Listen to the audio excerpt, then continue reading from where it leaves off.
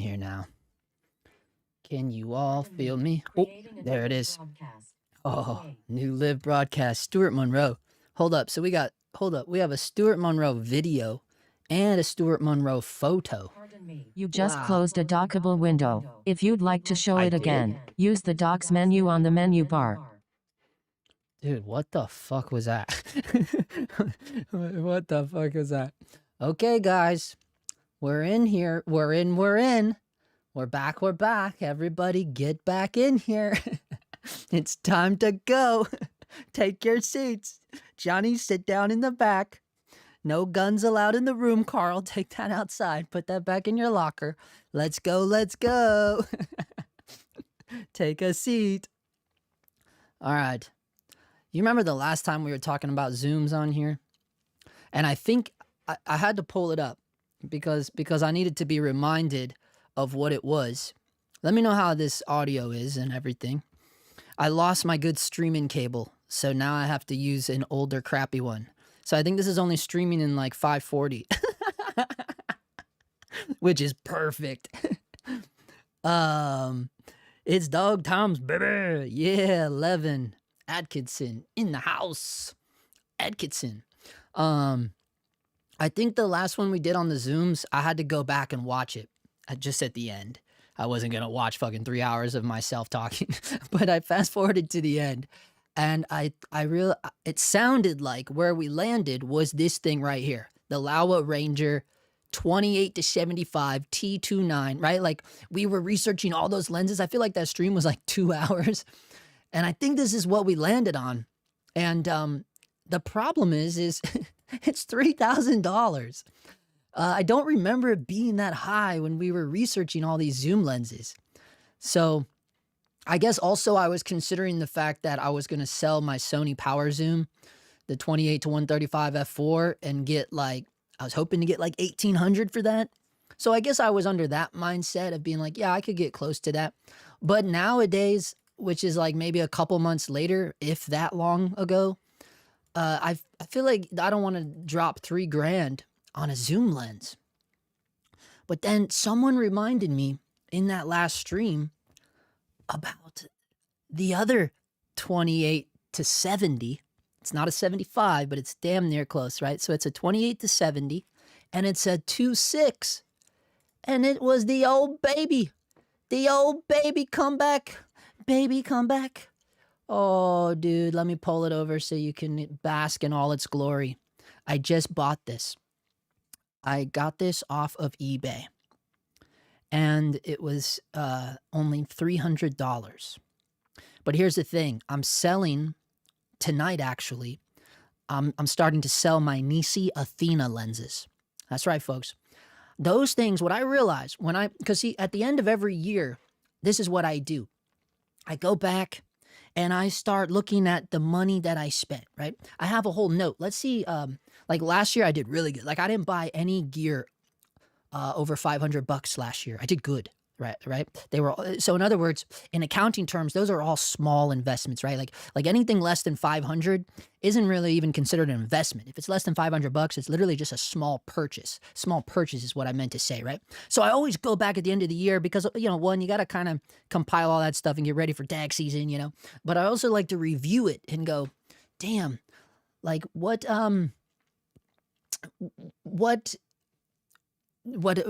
money have I spent? And I got confused there because I realized that the other note that I keep is about keeping track of what gear was used, right? But when I think about the Nisi lenses, I didn't even pay for those, number one. But number two, I got those in 2024, I believe, right? So when I'm looking back on the year of the gear I used this past year, the Nisi Athena lenses were only used on 2 jobs. 2 jobs total. The first one was that little pilot we did in March, I believe. And then we didn't touch them again until September. And the only reason I brought them was for the B cam, not even for mine. Not even for my camera. Which on mine, I was using a combination of my Leica M lenses with my Leica R lenses. And I brought the Nisis for the B cam. And he really just lived on the 85 all day. And that was really only because I didn't have 2 long options. technically I did, like, I coulda gave him a 75 M mount, but that lens is, like, this big, and I would've felt wei I was just like, "No, I'm not gonna deal with that," like, so I used the 90 Leica R, and I gave him the Nisi 85. But what I'm saying is, like, that's only 2 times the whole year. Yeah, and so when I look at that, I go, "I think I gotta get rid of these things." But also I started thinking about it too, and just from using the I call it a broadcast zoom, but from using the power zoom, the big 28 to 135 on the Sony FX6, I use that for like all my corporate work, like run and gun stuff. And it's like, yeah, I don't really use primes anymore. I don't use primes anymore for a lot of stuff. And if I do, I'm using those my Leica M lenses because they look so cool. They're like so unique. And now I'm like, damn. So the Sony Power Zoom really did kind of poison me in a way, where I'm like, I'm like, I like am obsessed with using zoom lenses now. And so I'm like, hmm. And the reality is, the jobs that I do are so small in crew size and just small in gear and numbers in general and low money. It's like changing those primes is probably costing us too much time, which is costing us too much money. You know what I mean? Like, we may be losing money. I may be losing money by using the prime lenses. That sounds crazy, right? Because I would never fathom using a zoom lens to shoot someone's like short film or like their pilot or their little web series. Like I would never want to shoot that shit on a zoom lens. But why? Like, where did I get poisoned? I feel like somewhere along the line, some teacher one time told me that, like, or convinced me that zoom lenses are bad for cinematography work or something. My problem is that I don't like the modern zoom lenses. I just don't like them. The only reason I use the Sony Power Zoom is because it's a power zoom, and that's specifically used in the corporate documentary world. Where it's just talking heads. It's nothing for my reel anyways, so I don't care, So that's why I really use it that much. It's a perfect, like, one-man band tool, You guys know where I'm coming from. But the problem is on the fun side, on the creative side, that's where I'm like, I don't even want to use primes over there anymore. I just want to get a really cool zoom lens. And this and I even went back even further and was thinking about this because I used to have this lens. $450? No. What up, Snell Dundomney? No, I got this lens for $300. That's all it was. Now, here's the trick. These are hard to come by. This is the Angenieux. This is the 2.6, the true 2.6. This is the one that Angenieux designed for them. This one has become so rare now. And so there were people making offers on this, and I just said, no, dude, you can't waste time like making offers on this. You just can't. It's one of those things where it's like, no, this is what, because this is what happened with me. I had this lens years ago, and it broke in half. It broke in half in my hand. And I don't know why. That's not like a known issue with that lens, but I had put it to work for a lot. Okay, so I probably, something probably got jostled around. I'm not the most tender of human being. You know what I mean? So I feel I never for once thought it was the quality of the lens, right? And that's what I'm trying to tell you. Like the reason it broke in my hand is because of me, right? Because I'm a little rough and tough with things. But when that lens broke, because it happened on a job, when that lens broke, I was literally shooting something that I was being paid for when it broke in my hand. So I just went immediately to Film Tools because we were right down the road there. And I just bought a Sigma lens, right? I just bought one of their crazy Sigma Art zoom lenses because I just needed some sort of zoom lens like immediately. And that was it. From that day on, I never went back to like cool vintage zoom lenses. I never did because it went from the Sigma Arts and then not too long after that I got the Sony camera, the A7S III. So then from there, then you're using all these like Sony zoom lenses. And it was like I never thought about using vintage zoom ever again. And I guess I just woke up one day and was like, nah, man, that ain't cool. That was a big crescendo there. But no, it really isn't. Like, it's not cool. It's just and I think the problem is too is because when I would get like some cool creative thing, then you're like, oh, I have to shoot this on primes, right? But it's like, why? Why do you have to shoot it on a prime lens? You don't need to shoot it on a prime lens, especially if you don't even have like a proper crew to like, we need to swap these lenses. You know what I mean? Like, not to say that I've never, I mean, I tend to have a first AC, but like those lens swaps slow everybody down. Like it slows everybody down. It's a domino effect. So just imagine if you could just keep the lens, one lens. Honestly, I'm excited. I'm excited to go shoot like a short film or some sort of like little weird narrative thing with just this zoom lens. I honestly am. Call me crazy. I honestly am. And you know what? People might say, oh, it's only a 2.6, but all of these zoom lenses are slow. They're all slow, right? All of them. In fact, the Laowa Ranger is like a 2.9, right? You're not going to get these super fast. They would be fucking goddamn huge pieces of glass. You know what I mean? And honestly, I am a little more excited about the Tokina because look at the size of this mofo. This thing is huge. I think it weighs over 3 pounds, by the way. I think that's what, yeah, over 3 pounds. Oof. Oof, dude. Oof. On the front of the FX6, nonetheless, right? The only bonus this thing has is the PL mount, right? But guys, guess what I found? Look at this thing. This is a locking Nikon F mount because this, keep note, remember the Angenieux one was a Nikon F mount. This is Nikon F to Sony E with a locking mount. It's got a breech lock on it, like, you know, like one of like kind of Canon FD style, right? It's got a breech lock. Now check this out too. You can also grab hold of the iris and your iris will essentially be declicked. Cause watch this crazy shit. Look at that, a stepless iris. Let me get this. Oh my God, bro. This is gonna, right there. Look at that, stepless. Stepless, it grabbed it. Stepless. What a killer mount, dude. And it locks for only $100.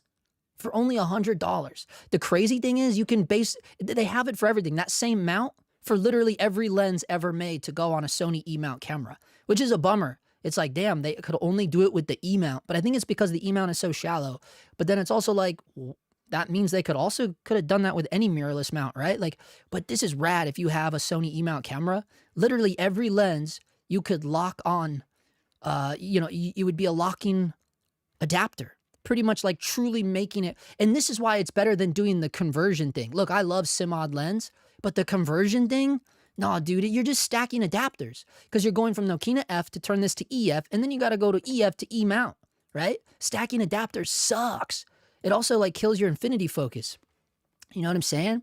If this is cool. And look, it's Amazon bullshit. So if it sucks, who cares? Amazon doesn't care. You just return that shit, right? So has anyone used this thing? Because this is what I'm thinking would be the best way to go. So now you have this. You have a breech lock. It's locked. It's essentially a PL mount. You have declicked your aperture by gaining hold of it with this. And technically you're a tiny, tiny little incy bit faster. You're a 2.6 versus a 2.9. I mean, come on, guys. Come on. Come on. And this thing, okay, here's the one advantage. The Ranger is parfocal, right? The Ranger is parfocal. But this thing, guys, trust me, I used to have this, the Angenieux version. Keep in mind, we're talking about the Angenieux version, which is only the first 2 versions. Only the first 2 versions of this lens. If the other ones say 2.8, it's not the Angenieux. The Angenieux is a 2.6. That one is damn near parfocal. I know because I had it. I already showed it in a video that I did years ago. Kind of a cringy video at this point. A little embarrassing of a video at this point. It's that old. It's Pocket 4K days. It's an old video if you dare go watch it. But we did the parfocal test on this thing. It's good. And you know what else is what this thing is really good at? The focus breathing. I didn't notice the focus breathing on this lens at all. I didn't notice it on all. I forgot all about this lens. I forgot about how good it flared. Should we go watch my old video? Because now you're going to be like, prove it. Let me get caught up here. Let me see now. What Sony lens is it? This isn't no, dude, it's Tokina, bro. Tokina Angenieux. I just got a Pixis 12K. What up, Nick Capers? He just got a Pixis 12K and just snapped a Sigma 24-70. I like it more than I thought I would, but maybe that's just the Pixis. Yeah, but don't matter. Look, there's nothing wrong with the digital. I keep wanting to call it a digital zoom. It's just a modern zoom lens, right? There's nothing wrong with a modern zoom lens, but I just like I just can't fathom using that on like a creative thing, right? Like I hate myself when I have to use my Sony power zoom lens on like a music video. It, just last month in December. In December, I did a little music video, and I had to use my Sony lens because I was all alone. I was all by myself. I hate having to use that lens, and it's just because I don't. When we're moving and grooving like that, multiple locations in one day, like hauling ass, I just don't trust myself with the focus being spot on every time. I just don't. So that's why I used the power zoom, because it's nothing that I can it's a music video, but it's shot documentary style. That's what I'm saying. You know what I mean? It's that low budge. It's so low budge. You're stealing locations. You're doing multiple locations. It's not cool. You know what I mean? And so like, in other words, I don't get a lot of do-overs. You know what I'm saying? So when I don't have a project where I get a lot of do-overs, I just don't trust myself to pull the focus manually on that when I know like it's got to be spot on. So, but I hate it when I have to use the power zoom like that, just because I just don't like the way the modern zoom lenses look. They don't look anything. They don't look like anything. And I guess that's fine. Like it's fine. Like if you leave it as like, okay, whatever, we're gonna do whatever we can in post, I guess. And then that's when you get all the cool stuff, right? Like lens node and dehancer. We got all the cool shit, man. Put some grain on it, grain. But it's just like, dude, it don't matter. Like if it's not captured the way, and maybe I'm just like old school purist in that sense, where like the whole thing, my obsession with filters. I saw recently someone left a comment on my old filter video, like, I don't know how much money you spent on filters, but I'm guessing it's a lot. It's like, well, dude, like, the filters is half the equation. You know what I mean? And also, filters is one of the smartest investments I've ever made. Like, I have my box of filters down here. Like, once you have the filters that you use and you like, it's not like you're going to be swapping filters like you friggin' swap underwear. You know what I mean? You don't end up with a bunch of filters, right? Like, I know it looked like I was just like hoarding filters, but what I'm doing is I was going through it. I was creating my library. Right? And my library is only as big as the little case, the Phil Holland filter case. It's like this big, the little crate. I don't want to dig it out right now, but you've seen it. That's not a lot of filters, especially if you count ND into that. You know what I'm saying? So the whole reason why I was like going crazy with the filters for so long is because I was trying to find the flavors, right? Without having like every flavor. You know what I mean? I don't want every flavor. I'm not a goddamn smorgasbord. You know what I'm saying? Like, and then the things that you don't like, just sell them. Just sell them off. Like someone else is going to want to try that out. You know what I mean? But once you have the filters that make sense to you, yeah, dude, that's one of the best investments I've ever made. Hands down. Hands down. Don't know how we got on that little crazy rant.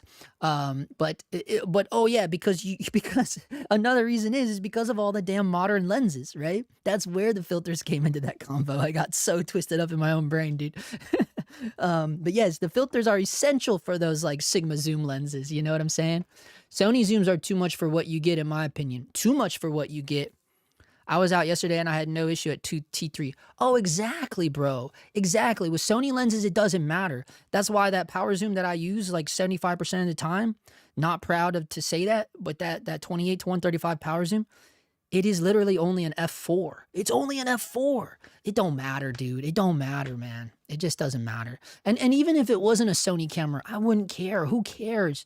Dude, crank it out. Make it look crunchy. Like push the ISO. Like I don't even care anymore. I am so far gone beyond like all of this like nonsense of like whatever people are into. I've realized I'm not into it. You know what I mean? Like I've just like come to that acceptance and being like, all right, dude, I'm just not into what everyone is doing. And that's fine. I don't need to be what everybody's into doing. You know what I'm saying? But I just can't get behind it. Like, I feel like the chase to be glossy is getting out of control. You know what I mean? I just feel like, and then the problem is too, is like, then they try to do the grungy glossy thing. And it's like, no, motherfucker, it still looks glossy. You know what I mean? Like, it still looks like too polished, you know, but everybody thinks it's cool and sexy. And it's just like, everybody's just trying to emulate one commercial that they saw fucking 10 years ago. You know what I'm saying? And then what happens is everybody ends up looking the same. Like, all the shit ends up looking the same. So I don't even care about none of that low light ISO bullshit. Who cares? I don't care. Just get the exposure.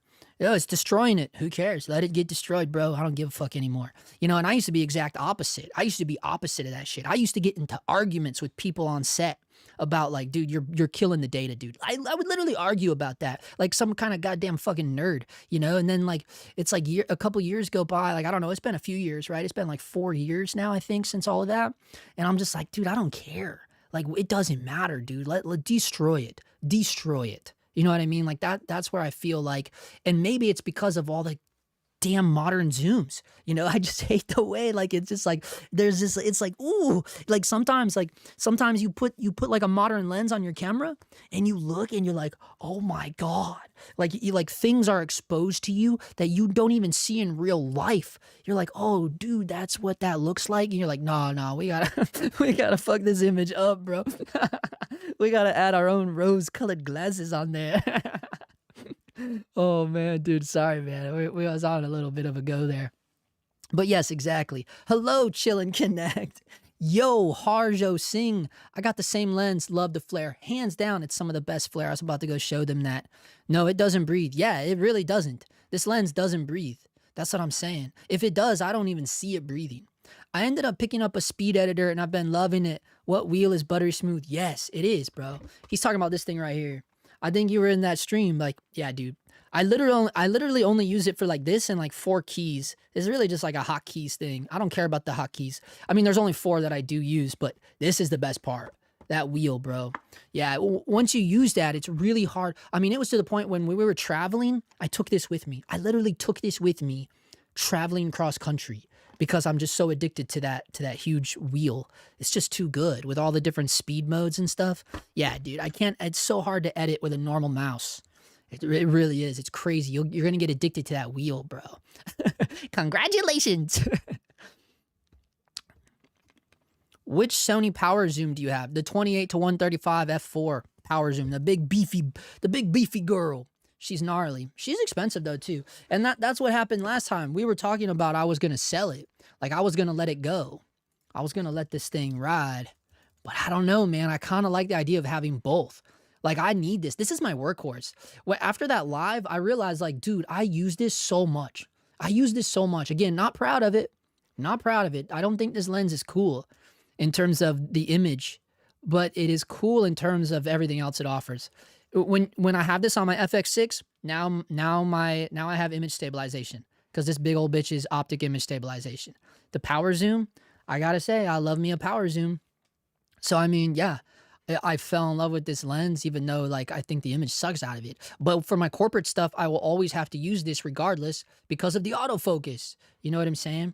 So with that being said, it's like, well, I have fallen in love with zooms. And so here we are. We go full circle. Isn't it crazy? We go all the way back around to this little guy. And guys, you know what I realized? Look what SimMod Lens offers now, dude. You can even get aperture gears for it. You can make it look sexy, bro. But this one, he did it wrong. He should have put a fatter one on here. Look, you can imagine this one, double the width. Boom.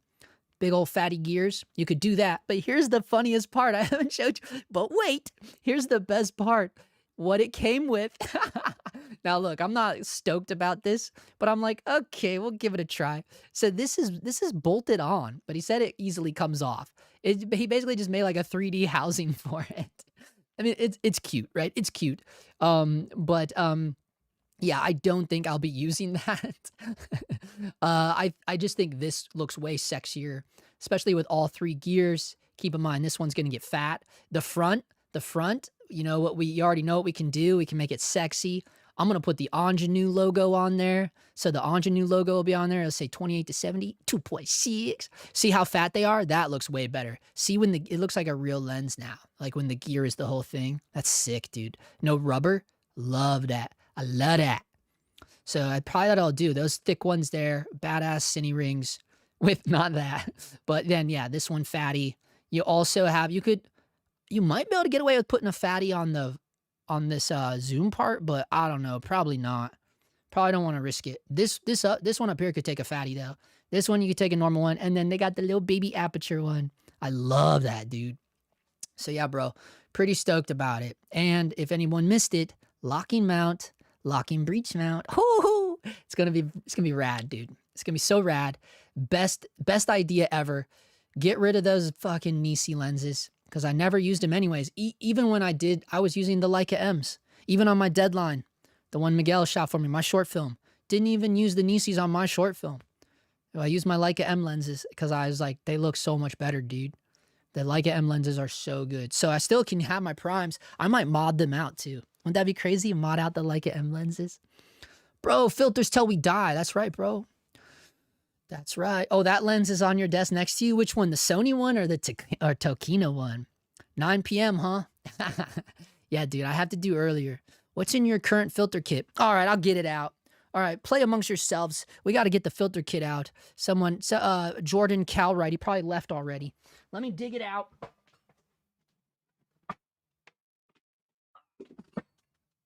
All right, this is what I was talking about. This is what I was talking about right here. The Phil Holland filter case. Let's see what I'm working with. Where did we land? By the way, I'm selling the entire set of 4x4 classic softs. I mean, I do have someone interested here in LA, but the entire set, bro, I'm talking from 1/8 all the way up to number 2. I think it goes to number 2. It's 5 of them. So it goes 1/8, 1/4, half, 1/2. Yeah, classic soft in the Schneider soft case. Selling it for $250, I believe. All right, this is where we landed. See, there is quite a few filters still in here, right? But it's not insane. It's like this little tiny case. And not to mention the first 1, 2, 3, 4, 5. The first 5 are ND. You know what I'm saying? And then we have, what do we have in here? Oh, Radiant Soft. So we went with Radiant Soft. Let's check that out. We can do it right now. We can literally do it right now. Let me go full screen. Let me go full screen here. Main webcam. Here we go. All right, are we good? So check it out. This is Radiant Soft, but it's really heavy. I buy the really heavy ones. Let me see what number it is. So Schneider makes this one. Schneider Krojna. And it is a 1. It's a number 1. So this is heavy. Radiant Soft 1. Oh, but I'm double stacking now because I already have a black. Let me take the black satin 3 off. On the lens, even for my live streams, I use the Leica M lens. This is what I stream with is a 28mm 1.9. So see, that's what the black satin 3 does. It's just a little screw on because it's the same one I used to have for my RX1. So check it out, black satin 3. But this lens is old. This lens is from like the 80s. Okay, so now you can check out Radiant Soft 1. A lot more bloomy. I mean, the stream's probably killing it, but you can probably tell. See how kind of bloomy it gets? I use this on the Pilot. So this is what I used with the Nisi Athenas. We can actually look at the Pilot. It's on YouTube. I can pull it up. I think I dropped it on the post community tab a long time ago, but we can pull it up and I'll show you what this looks like. Radiant Soft 1 with the Nisi Athena Cine lenses. So that's Radiant Soft. The other one that I ended up with is a white satin. I use white satin a lot because I have the black, but I didn't really like the black. But this is fine because it's just a little screw-on filter for like my...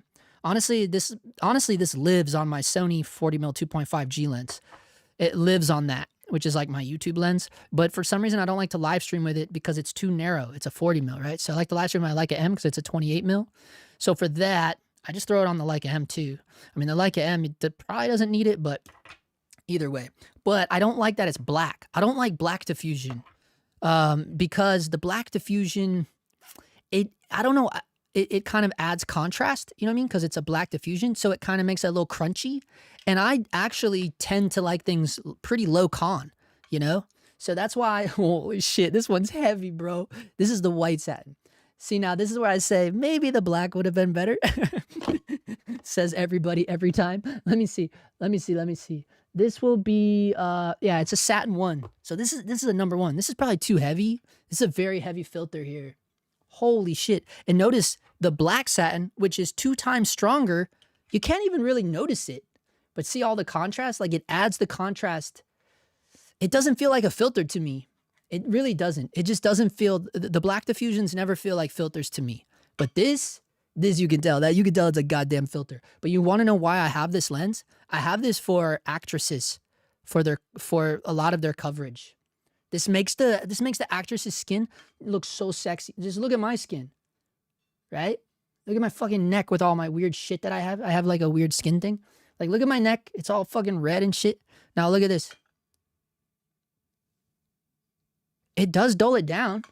It's still pretty red, though, bro. But it does dull it down a little bit. But the skin on the women's faces, I mean, women are more beautiful than me, right? So you put this on there, and it's just like, oh, my God, dude. That's why I have the white satin. But you probably don't want to go that strong. I do admit, that was too crazy of me to go number 1. I should have dropped down 1. I should have went a half on that. But it's still a beautiful filter for the ladies. Dreamy or anything dreamy. Oh, I know why I have this actually. We did a short film where the woman was like, spoiler, she's dead the whole time. So every time she was on camera, I would use this. That's right. And then I kept it for like any female shots because I liked it so much. But see, that's a prime example. Production paid for that. All right, let's see what this one is. This is let's see, what is this one? Oh yeah, Tiffin Smoke 1. You guys know the smoke already, boy. You gotta have a smoke filter in your kit. Why? Because one of the reasons I started using this is because of fucking inconsistency of haze. Haze is so inconsistent. I got yelled at too, man. Like when we did the Spite video, holy shit, I got a talking to over that goddamn haze. Eric Richter, he might watch this stream. He might get a kick out of that. But he was like, you know, our director was pretty pissed about the issue with the haze because the shots aren't consistent, right? And I tried to be like, dude, can we just use this filter? But he's like anti this. But I don't know. When I do my little short films, I use this because look at it. It looks like there's a goddamn hazer in this room. And guess what? It's consistent. The downside with this smoke filter, you cannot show any backlight. If you have a window in your shot, it's going to look like dog poop. You know, it just is. It's going to kill any windows. So this is only good if you don't see any windows in your shot. If you see windows, it's going to look fucking ridiculous. Okay, but either way, that's the haze filter. Okay, then we have, which one is this? This is Ultracon. Oh, yeah. This is a sexy one. Ultracon 2. This is the Emmy Award winning, literally, this thing won an Emmy. Look at that. But look how low con, but that's kind of a sexy low con. It just squeezes the waveform. This is the one that I used to always talk about. I used to use this on all my day exterior shots. It gets a little bloomy, but you can't tell outdoors because you have your matte box. That's another thing. Keep in mind, there's a lot of top light here. It's really gonna exaggerate what these filters are doing because of the top light. Because there's a Titan tube up above me here. So keep that in mind. That top light is going to affect the way this is blooming, obviously. Plus, it's an old vintage lens. It doesn't have a hood on it. You know, this is old, you know. So, in other words, you know, you can use your flag, your top brow of your matte box to control all that contrast. Man, it looks a lot sexier. That's probably one of the reasons why this fucking screw-on filter, you can't even tell. Because it's not a huge piece of glass, you know. It's a little tiny round filter you just screw on. And I still have this one from Simod too, this Aria. I still have this Aria one, but that's because Ron sent it to me. Let's see, this is a quarter, Aria Miss quarter. Pretty good though, huh? Pretty sexy. See, I only went with a quarter on this because these are heavy, bro. These are so heavy, dude. Ron sent me the round ones to like check out. And then I picked a big one. And I was like, yeah, we better go with the quarter on this because this Aria Mist is heavy. But I kind of like it. I did a video on this long ago too, the Aria. And then the last one I kept, this is dumb. This is supposedly a beauty filter. Oh, it kind of does. That's hilarious. I've been using this as like, for like a crash glass, you know, just to protect my lens for when we're doing weird shit, like a splash glass. And I just realized like, oh, it is kind of diffusing a little bit. I didn't never realize that. What is it? I forget who makes this. It's only because I got it for 20 bucks and I was really just seeing it as like a piece of glass. I'm like, oh, it doesn't matter what it is. It's just a piece of glass for 20 bucks. You know, that's why I call it the crash glass. But now like this is the first time ever where I've put it on. Actually, we did use this on a music video. Another Eric music video actually. Channel 13. And he did like this. And now I see why. I can't always tell with this one. All right. That's cool. And then just polarizers. Oh, and then I have some 4x4s that I couldn't part with. Like Hollywood Black Magic. Ooh, sorry about that one, boys and girls. Hollywood Black Magic. But look, I left it in the heat, and this is the one that's bubbling. But they did say that they would send me a new one. They said they would replace these for me. So, but I told them, it's just one filter, bro. It's not like the end of the world. But yeah, one day if I'm over there, I'll swap it out. So I went with the half on Hollywood Black Magic. Is like one of my favorite filters, actually. I don't know why I didn't get this in like normal size. I just didn't. And now I'm like, fuck, dude. Because these are expensive, you know. But yeah, look at that. It's like the perfect amount of everything. See, it's only a quarter. Very low con. It's not gnarly. It's not like bloomy. It's almost perfect, dude. Hollywood Black Magic is the way to go. I swear to God, dude. I cannot believe I have that in such a tiny size. And then there's some other ones in here too. I just could. There's some, like, these are weird, and the only reason I keep them is because of, you know, you just never know. Like, this is a weird graduated sunset filter. It's super gnarly. See, it's graduated. I don't know. Sometimes I just keep weird ones for like golden hour stuff. And like, this is the same thing. This is another one, but it's twilight. So this is also like a graduated filter, but like a twilight filter. But this is all shit for like, you know, outdoor lighting shit. And then this one is this is a dumb one. I probably should get rid of this. I don't even know why I have this. I think I was going to try to use this on something and then never did. This is supposedly a day for night filter.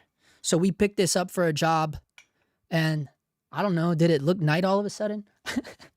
It's supposed to switch it to nighttime. Maybe. It's really just like a color temp change, you know what I mean? It's just like a weird color filter. I don't know. You could use it like outdoors. It didn't look cool, obviously, you know what I mean? So we didn't end up using it. But that's my current kit. Whoever was asking about that, sorry about that rabbit hole. But yeah, you get to see kind of what I ended up living with. Honestly, like if you just needed one filter, like if you're just looking for, hold up. If you're just looking for one filter right now, you're like, what would I suggest? Honestly, probably that Hollywood Black Magic, dude. The Hollywood Black Magic is so good. And I'll tell you, the reason why I got hooked on that is because of Carlo Mendoza. He's the whole reason why I fell in love with Hollywood Black Magic filters. And I did a video on Carlo Mendoza. You'll have to check it out. I have to look and see which one it is. Here, I'll show you what video it is. Because it's honestly a pretty decent video if you're like, first of all, if you even know who Carlo Mendoza is. They call him the Roger Deakins of the Philippines. All right, let me see. Let me pull it up here in videos. I can't remember the name of it, but I know it's like this one right here, Final Boss Mode. So it wasn't that long ago, only a couple months ago. Ultimate lighting control starts with this. Cinematography secrets. Final Boss Mode, but that's the one. That's the Carlo Mendoza one. Because I actually was on set with one of his little HBO movies he did. Doing nothing really, just like BTS shooting really. I wasn't really doing anything. I don't even know why I was there. They probably don't even know why I was there. Let's see. Bro, yes, bro. Editing with a mouse will give you brain rot. That's what I'm saying. Yo, so that lens has a power zoom like the Sony lens you have with a switch on the side that zooms in and out. This Tokina, hell no. Nah, this is not a power zoom. This is old school, normal zoom lens, but everything's internal. It doesn't zoom in and out like shitty photo lens. Nah, everything's internal. Internal focusing, internal zoom. Angenieux designed it, bro. Dude, I did a video on this. You want to see that one? Actually, we were going to pull it up. It's an old video. It's kind of cringy. I have an Angenieux 25 to 250, 3.7. Oh, we got to see what that looks like. It's an Angenieux too? For photo days? No, for real world. Angenieux.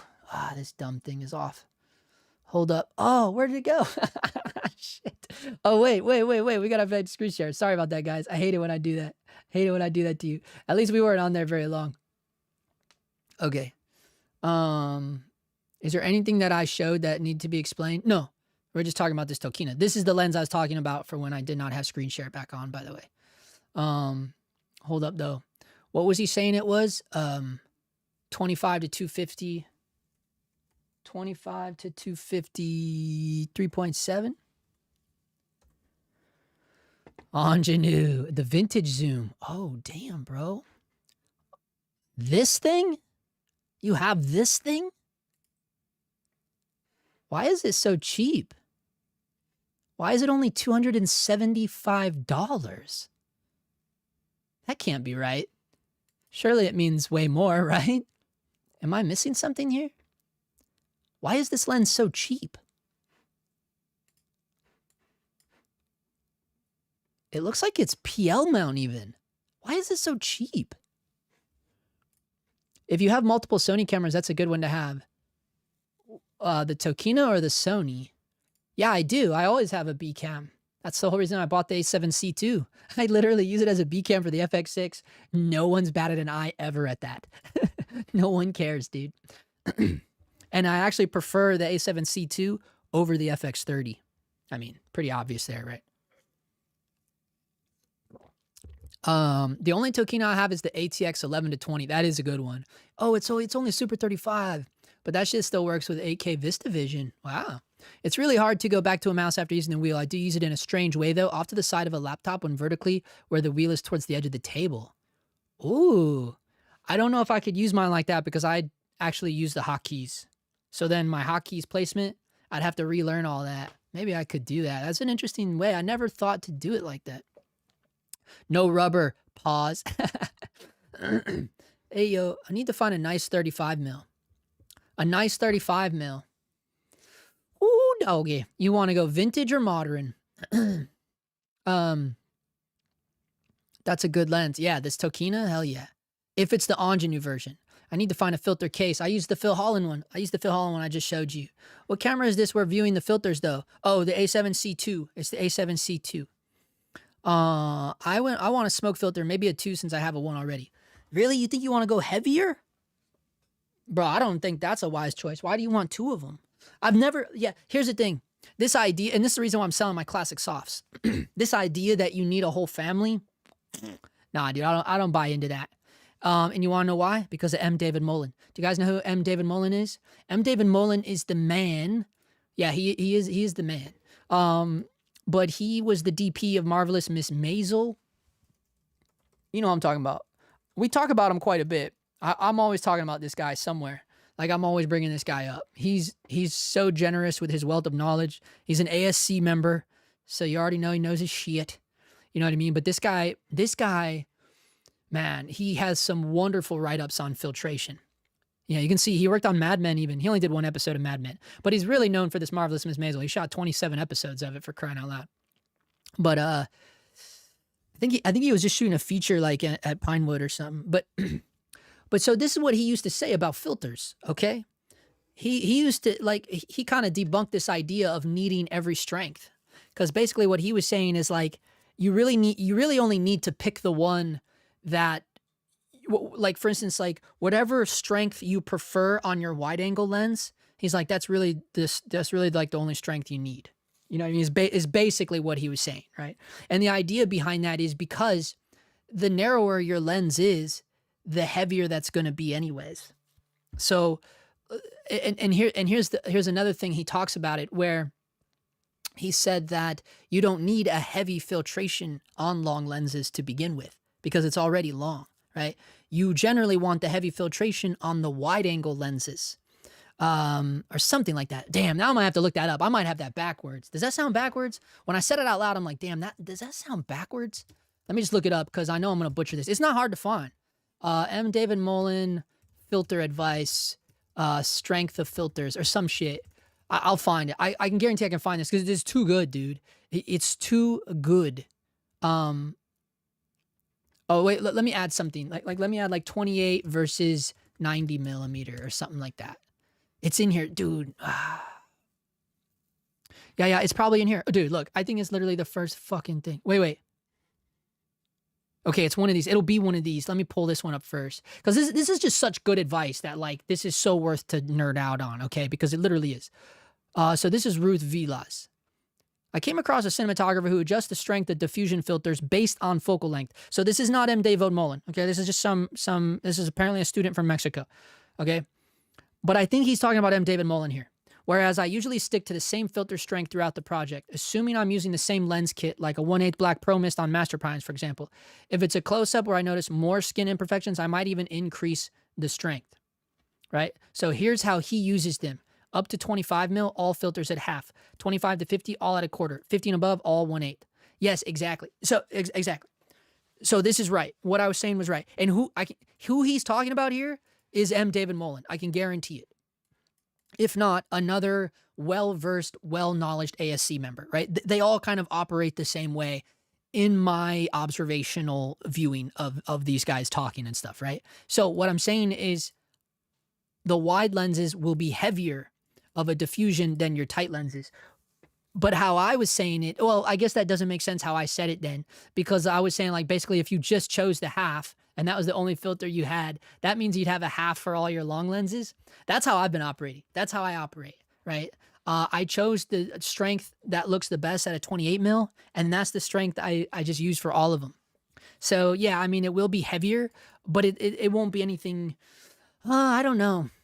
I don't know. Maybe that's why some of this stuff is pretty gnarly, right? Because that means that like those ones are being used on like, but here's the thing, I don't really shoot very tight. Like very rarely do I go beyond that 40 or 50 mil. I feel like I'm generally living like on like a 32, like in terms of like, because like I'm being honest here, like the last year I think I used that Sony zoom for 90% of the stuff I did. Maybe not that much. I'd probably like more fair would be like 70% of my jobs I had the Sony zoom.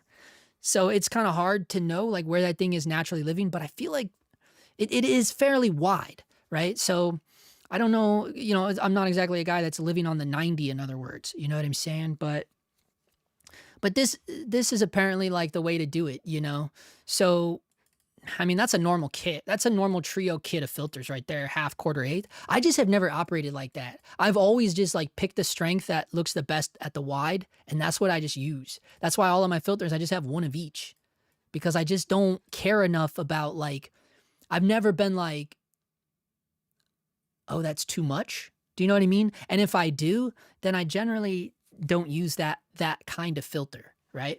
Because you'll notice all of mine are like, I mean, other than the Simod one, they're all like a half or more, right? And generally, I think most of them are like a half or a one. I don't think I had number twos. So yeah, I think all of my filters except the Aria one were all half or number one. Pretty sure, right?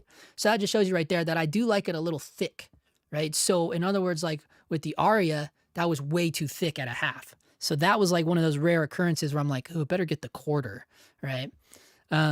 But in my experience, most filters, they, if they're like less than a half, it's really hard to notice them, in my opinion. I mean, I guess that will kind of depend on how modern and sharp the lens is that you're throwing it on, obviously. But I don't know, man. I like them a little heavy. I mean, that's what you're paying for. You know what I mean? These filters are not cheap. They're like $350, So using a half across all lengths, and especially again talking about it being a female, like if you got to throw even a 50 mil, let alone like a 90 mil, and you got to get coverage of like your lead female talent, and they don't want people to see every fucking mark on their face. You know what I mean? They want it to be soft and sexy out of the box, because they're gonna look at Video Village. That's what they do. And if they don't, their fucking publicists, their managers, if you're doing a real thing, like people that matter are gonna be looking at that shit on Video Village, whoever's paying for that shit and whoever's paying for them, but they care too, So that's why I've never been scared to be like, oh, go number one on that bitch.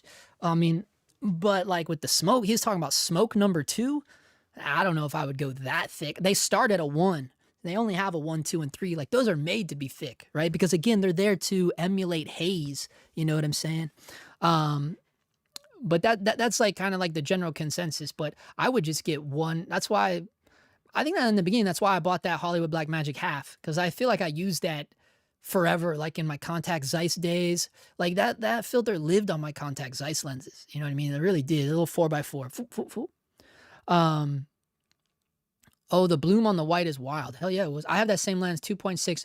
Yeah, I know. The problem with converting it is your like I don't have an EF camera, right? So as soon as you convert this thing from Nikon F to EF, now you got to throw it on an EF to E mount adapter or EF to whatever mount your camera is. Like, I don't want to stack adapters, dude. I'm done with that nonsense.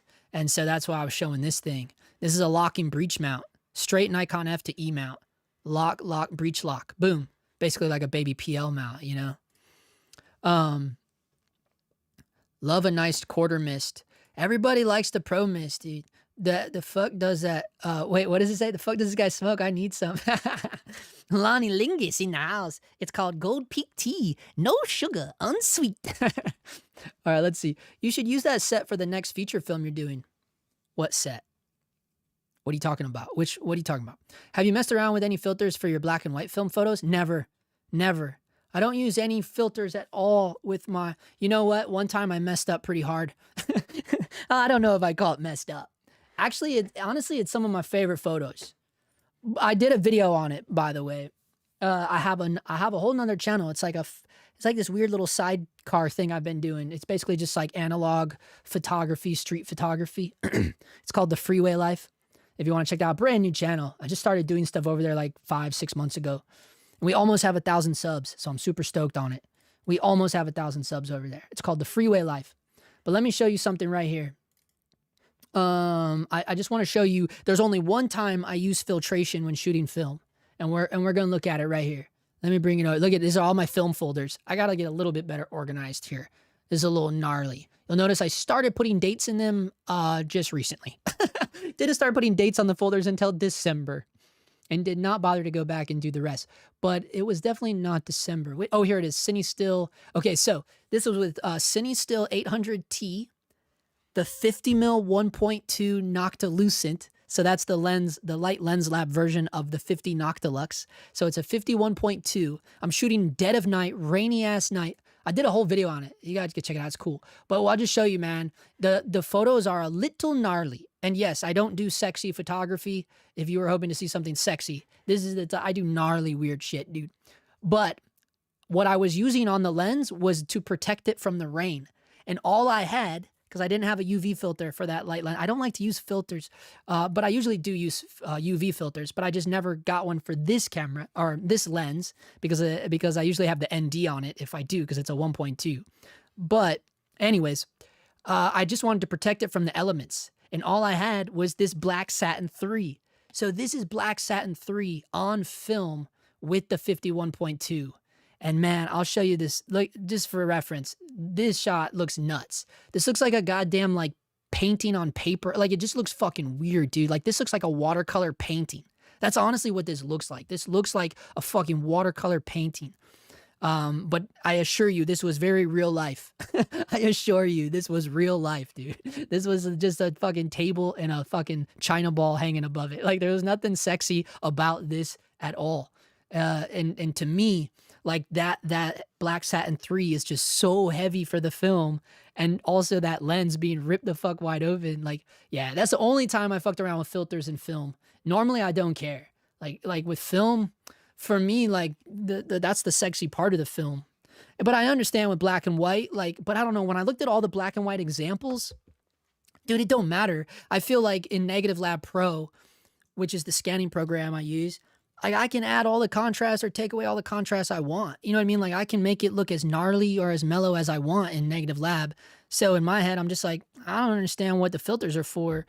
You know, I mean, I think it was before, you know, digital scanning, of course, and all that. But like, I don't know, like you tell me, like, because anytime I've looked at the examples online of like what the orange filter does, what the red filter does, like, yeah, you can see it, but I'm also like, I'm not like shown something that I can't already do on the back end.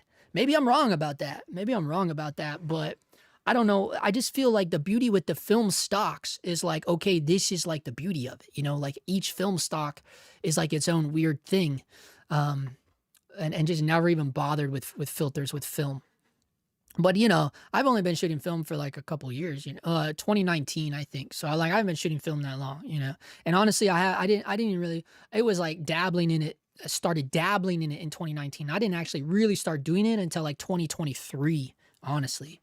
So you tell me like how important, like I know the guy that I bought the 50mm collapsible, he loved, like I got a yellow filter with it and he loved, I guess he always used yellow filter with black and white. I've never experimented with it ever. I don't know what it is. 80B filter? Are you talking about filter? An 80B filter. I have you're talking about the day for night? I don't know what you're talking about. I have a 1/8 and a quarter Hollywood Blackmagic. Yes, dude. Beautiful filters. I do think they're probably like the best go-to filter, Hollywood Blackmagic all the way. I know on the red one, an 80B filter helped to get the footage right for the social network. Oh yeah, the red one. Yeah, you're right. It was. Yeah. I've talked about that before. The 80B filter, and you set your temperature to like tungsten or something, and it took. Yeah, you don't have to do that anymore though. You don't have to do that with the new DSM-C3s. That's old red one shit. Because when I first got the Komodo, I was experimenting with that, but it didn't. Nah, you don't need to do that shit no more. It's a 10 times cine lens. Oh, this thing? So why is it so cheap though? What do you mean 10x? I don't know. Oh, it's B4 mount. Yeah. Oh, okay. It's not PL mount. So this is for like little tiny. Okay, I see. But oh, it's for rent. Oh, yeah, that makes way more sense. That makes way more sense. Okay. Yeah, because I was about to say, this doesn't make sense. I was like, this should have a lot more zeros on the end. That's the daily rental. Okay, that makes way more sense. That's hilarious. Yeah. Hey, yes, Happy New Year's, guys. Molin is always on the forums. Yeah, I know, man. He's just a wealth of knowledge, dude. And see, I knew like this kid, he's too new, but he even said he's a student. But I knew as soon as I read that, I'm like, dude, he's talking about M. David Molin. Oh, look at that. Yeah, I addressed this with Ira Tiffin in the filter chapter of the 11th edition. Yeah, that's right. That's the one I have. The reason for the contradictory advice comes from the fact that two separate issues are being conflated together. Here we go, dude. One, you need less diffusion on longer focal lengths to match the degree of softening from a purely technical standpoint. So this is where he is saying you need more, right? Some of this is probably due to how a piece of glass affects front focus on longer lenses, but also because you are looking through a smaller portion of the filter, so whatever element in the glass is used to blur focus is being enlarged. Right, yeah, so that's why you're not supposed to go heavy. Two, the tighter you go, this is a different one. So this is the flip side of it. The tighter you go, the more diffusion you need because the viewer expects to see more fine detail in wide shots rather than in close-ups of faces where too much detail can be attractive, plus tighter shots tend to have less depth of field, so what's in focus naturally looks sharper being framed against a softer background so it can handle more diffusion. Bro, that's what it was. I knew there was a reason why I was operating like that. I knew it. So in some ways, the safest thing is to just use one strength throughout. I knew it. I knew I read this somewhere. Ignoring other issues other than shot size and focal length that affect perception of sharpness, like lighting contrast, amount of haze on the set. 100%. So look, this is brand new though. He just wrote this, but I can guarantee you, because I read this years ago, like he's been talking about this for a very long time. I'm pretty sure I don't even know what this website is that we're on right now. This was not the website that I found this original writing on. So I know he's written this. He's shared this info for many years because I believe I found this on his post from reduser.net talking about the same shit. This is why I knew there was something wrong about this. All I had to do was scroll down. God damn it. That's so funny. So yeah, this is exactly why I've always only used one diffusion. And that's why I knew he said something about this. That's why I said, if you pick whatever looks good on the wide, that's the only one you need. Because the tighter you go, just like I was saying, the women don't want to be looking gnarly, bro. Yes, that's why. And what did he say? Because the viewer expects to see more fine detail in wide shots. That's right. Because it's a wide shot, right? You're supposed to be like if you think of them like paintings, right? So the wides, you need it to be more detailed, right? Because you look at it in terms of like a landscape, you know what I'm saying? And then the tighter you go, then you kind of like, let's pull back some of that resolution. I knew there was a reason why I only had one strength for every single one. 100%, bro. But yes, he's been sharing that info for a long time. Long time. I haven't seen one of those. I thought the PL mount one was 13,000, but that was a rental price. Yeah, 13 G's. I would believe it. I mean, it's an Angenieux. I've noticed that the wider the lens, the less it shows. The rental company's over. Okay, noted. I've always wondered about that. My strength 1 on a 20 millimeter shows weaker than when I use it on a 50. Yeah, 100%. My argument is that you want to see more clearly on a wide anyway. I like clean wides and nest. Dude, yes, exactly. Yeah, so I'm a little behind on the chat, but yeah, that's the same way I am. And I can guarantee I learned it from M. David Molin. I can guarantee that. I'm converting to okay. Using the same strength works great for me. Yeah, that's what I always felt too. But I choose it off of a wide, and that's why, because of that shit we just read. Have you tried No, I don't know what that is. Did you use a yellow? No, I never did. Looks kind of like Blade Runner. Oh, the Cine still. Are you gonna get any new camera in 2026? Hell no. I'm not gonna. Oh, if I do, it's not going to be a camera for this channel. Let's just say that. It's not going to be a camera that I'm going to talk about anywhere if I do. You know what I mean? It's not going to be And the only reason why I say that is because I've been thinking about swapping my M3 for something else because I'm getting a little annoyed with the M3. But that's it. That's it. It would be an analog camera, like nothing crazy. Cinema camera, no. I have no desire. I don't need to. The FX6, I don't care. Right? Like I just don't care. Like I'm excited about getting the menu upgrade. We're like literally the last ones. All the FX6 owners are the last ones to get the menu Big 6 upgrade. We get it in February. Like that's my big camera win for 2026. You know what I mean? Like, but I'm fine with that. Like I have no desire to look using this. This is going to be lovely with the FX6 because I've never been able to use, like back when I had this, I was doing front NDs. This will be my first time I'll be able to use this with like ND in the camera. Dude, this lens, yeah, bro. It's going to be game over, bro. It's going to be game over when I get this lens. And honestly, I may, depending on how much I fall in love with it all over again, because remember, I had this. I might fall in love with it all over again. And I might sell the 28 to 135, but I don't know, man. I feel like autofocus, you just need it sometimes. I just feel like autofocus I need sometimes. I'm just going to pull up real quick my video. And we can just kind of like mute it and let it play in the background. It's pretty cringy, but the flares are worth to look at. Let's see. What have I recently viewed here? Let's view all these. And let me find it. Because I had to go back and watch it. Because like I wanted to remind myself of like all the stuff that I researched about it. So this is like from so this was comparing like the Angenieux design. So if I don't know. I imagine most of you have already seen this video, but it is from 5 years ago, so it's pretty old. So it's cringy, bro. I'm not gonna lie to you, like it's cringy, but there's a shot in here where I get some flares with Marianne, and I love it, bro. I miss this lens. And yeah, the breathing. So I compared the breathing to the Contact Zeiss. So there's the Angie. I mean, it breathes. You hold up. Let me go full screen. You can definitely see it breathing. Like it breathes. Again, disregard the crazy facial expressions. Again, this video is a little cringe. It's 5 years old, man. And honestly, YouTube's a year behind, so it's actually 6 years old. So here we go. It breathes a little bit, right? But watch how hardcore the Contacts breathes. Look, that's not bad. Look at that. That's insane. Watch it now. Now that's swimming, bro. And that's the Contact Zeiss 85. But dude, watch the Angie again. It's actually not that bad. I mean, it's definitely breathing, but it's not crazy. It's not crazy. Like you can't really, like, look at that. It went to her. You couldn't really feel that. In this one, you can feel it because it is such a long throw. You can still feel it, but I don't know. It doesn't feel like this. Like, look how bad the Zeiss swims. Like that's a gnarly pull. But this Angie, at least, and in the real world, you don't even notice it at all in the real world without the chart. So watch, I'm on her. It starts on her and it goes to the bushes. Bro, it starts on the foreground and goes to her. Bro, you don't even notice it. You only notice it here because of the chart. I'm almost positive. You know what I'm saying? The chart is a little bit of a mindfuck. But if you look at the corner of the chart, look at the corner. Oh, it's got hella aberrations though. The aberrations are gnarly though, but I don't mind that. But look at it here, foreground to her. You don't feel it zooming at all, man. You just don't. Here you do, but I think it's the aberrations. Watch the corners. Look, the corners barely move. Yeah, so the aberrations will throw you off. So watch the corners of the screen for both either. Yeah, it don't matter. Watch it here, but watch it here. That thing's not really moving. It's not really moving, bro. Compared to the Zeiss. Look how bad. This thing literally just comes in. Like, look, that's gnarly. That's what breathing is. You know what I'm saying? So the Angie is good, dude. I'm telling you. And here's the flares, dude. Here's the flares. I forgot about this lens, man. You know what I mean? It broke in half. It ruined my day. And I just never looked back. But look at this.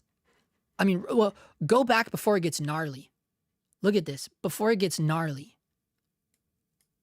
So look at the, oh, bro. Honestly, though, a lot of this is like probably the Pocket 4K, too. The highlight roll-off on her hair is pretty good. But watch this. Look at you see the way it crystallizes as it's coming around? It like crystallizes. I don't know, dude. The flare is too good on this lens, dude. Watch the way it crystallizes on the back of her head. Watch this. Look at my ass. Look at this. Do you see that? The little rainbow effect before it got gnarly? It's too good, dude. Look at it. Yeah, dude. It's too good, bro. It's too good. Yeah, dude, It's one of those weird things where you're like, I'm so excited to have this lens back. And the fact that I found it, because I couldn't find one. I couldn't find one goddamn copy of it. If you find this lens, look, I'll show you. Before that one, these are all the wrong ones. Look, 2.8. If it's 2.8, it's not the Angenieux. That's the one I bought. So if you're just coming in, that's the one I bought. It came with a goofy ass 3D housing. I'm not probably gonna use that. I'm gonna do this. But just look, we'll see if we can find one. See, these are all 2.8. Canon. Here's an early 2.6, but it's for EF. It's even too new. This is not even close to the Angenieux. It doesn't even have a physical aperture ring. This is what I'm saying. This lens is almost impossible to find. That's why when I found it, I'm like, bro, come on, bro.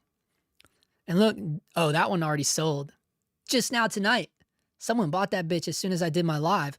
I don't know if that's the right one, though. I don't think that's the right one, guys. See, this one says 2.6 to 2.8.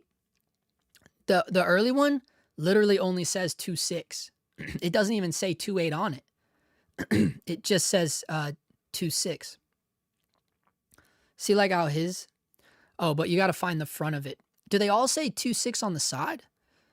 I don't know if they do. Maybe it says 2.8 on the top. I can't remember. This might be an original one, actually. That one might be an original. Someone got a dirt deal on it, bro. 152. That was a steal, dude. He just got that one. But see, these ones, these are all wrong. These are all wrong. These are all the wrong ones, all of them.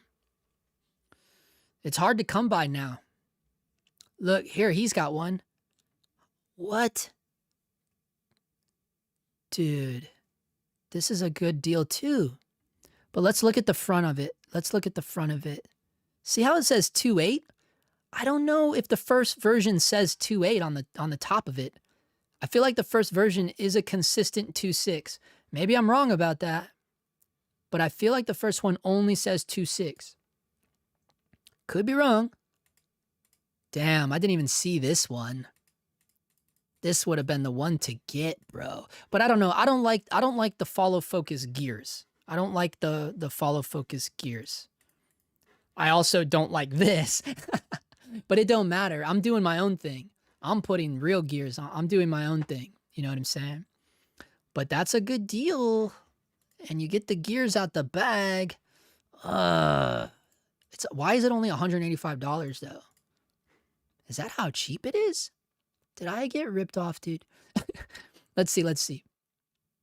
I don't know. This might be like a second gen right here. This is a pretty good one. He's selling it for dirt cheap, eh? I think that's a really good deal for this. I'm almost positive this is the lens. It's a second gen. No, it's AF. This is the AF one. This is the AF one. The first ones don't say AF. I'm almost positive they don't say AF on it. Let me see if it does. Or did they say AF on it? I don't think so, bro. Hold up. I show a picture of it somewhere in here. I don't think... Oh, wait. Here's one right here. Let's see. Let me blow this up real quick. Here's the first gen way over here. Oh, it does say AF. It does say AF. It does say AF. But notice how only the first gen says 2.6. All the other ones... Oh, wait. This one is the Pro Mark II. Weird. They made a Pro, and then they made another Pro. Oh, because one was for Canon. The Canon one could not be 2.6, so it was a 2.8. I don't know, bro. I'm like getting too down the weeds right now. All I know is like I feel like this is a killer deal for this one. Holy shit, bro. All right, let me see. I got way lost there. For street, it probably doesn't matter, but if you do landscape, you can use filters to get better skies and cloud separation, for example. Yeah, I guess that makes sense. No, it totally makes sense. I'm no expert, but wasn't this whole Angenieux design the Tokina rumor been debunked? No, it has not been debunked. That has not been debunked, bro. It's a real thing. They literally, were partners at the time. You know, like it's the same thing like Leica and Minolta. It's the same thing as who is the other one Leica is paired with? Oh yeah, Lumix. Now Leica is paired with Lumix. There was another one though. It's the same shit. You know, it's the same shit as companies being partnered. Nikon and Red, same shit, right? Like so that's always been a thing. And way back in, you know what? This might have been like 70s, early or no, it was early 80s. Early 80s, I believe. No, it might have been early 90s. It's as early as the early 90s where Tokina was partnered with Angenieux. Like that's a known thing. Tokina has always been like a big glass maker. Like they've always been providing glass for, and I think they still do. Like just the glass, like the elements. Like I'm pretty sure Tokina is one of the main providers for a lot of lens manufacturers, right? And so in those days, Angenieux was partnered with them. Yeah, 100%. That's no, there's no debunking that. It's a known partnership. There's no debunking that. Yellow filter brings out the clouds, so darkens the blue of the sky. Okay, for black and white. The real OG red user, LOL, and the real OG to red is DVX user. Yeah, he shows the specs for the Tokina and Angenieux are very different. Right, yeah, well, the actual lens. Yeah, of course, I do too. In my video, I show that even. In that old-ass video I did 5-6 years ago. Yeah, they're definitely not the same lens. That's why the Angenieux is like fucking $3,000, I feel like, right? But at its core, it's just like a Leica versus a Minolta lens. It's the same shit, right? It's the same exact optical design. Different coatings. Leica would get Minolta lenses and brush the Leica coatings, on the elements. You know, that's it. That's all it is. It's the same exact lens. It's the same, and what you're actually paying for with a lens. Maybe some people are paying for the Leica coatings. That's fine. But the real thing you want is the optical design, right? That's the whole reason behind it. That's how Light Lens Lab is kind of like, how the hell are they getting all these old optical designs for the original Leica cameras? You know what I mean? Like that's how they're making that 51.2 so well. It's the same optical design. And the difference is like theirs performs better on MTF charts, you know what I mean? Because it's modern elements, but they are using some of the same rare earth elements. Not all of them, obviously. You know, that is the secret pudding of the old glass, the rare earth elements. So I've done whole videos on that shit. You know what I mean? But yes, it 100% is the same lens at its core, right? It's literally, hands down. Is your M3 double stroke? No, single stroke M3. Have you ever heard about the Tokina 60 to 120? I was trying to find one with Tokina 60 to 120. Well, yeah, if you can't find it, I gotta plug in my talk amongst yourselves. Use this opportunity to use the restroom. I have to plug in my computer. All right, let's see. All right, bathroom break's over. That'd be funny if their bathroom break was that fast. You become having pee on your leg. God damn it. All right, let's see. What was it called again? The 60 to 120? Never heard of that one. That sounds kind of cool. I'm just like, that's an odd focal length, but this is in the RAW files. Oh, this is probably good. Weird. This was a Minolta lens? Minolta and Tokina? This is a Minolta, but it's a Tokina rebadge. I had heard that the Tokina ATX brand is a particularly good brand, being the professional line produced by Tokina, but I still had an aversion for using zooms. However, when I received the lens, I just couldn't bring myself to sell it. The build quality is outstanding, good range, 2.8. Let's see. So his is a Minolta. I bet you this is a badass lens, bro. Oh, he's using Kodak Portra on this too. So he was literally shooting film with this. What a badass. He's out there doing all these tests with a film camera on a tripod. Hey, these are pretty good though. So yeah, you're just going to get like iconic tower shot magazine photo. As a portrait lens or a lens for events where flexibility and focal length is needed, the Tokina 6120 2.8 would be an excellent choice. However, if your goal is the best possible resolution and you plan to make very large prints, the best choice is still primes. Yeah, but that's the film days, bro. This would be perfect on digital. This would be perfect on digital. But I don't know, man. That's a weird lens, just like the way it's built and the way, like, that's going to have lens barrel travel. It's going to extend. It's going to...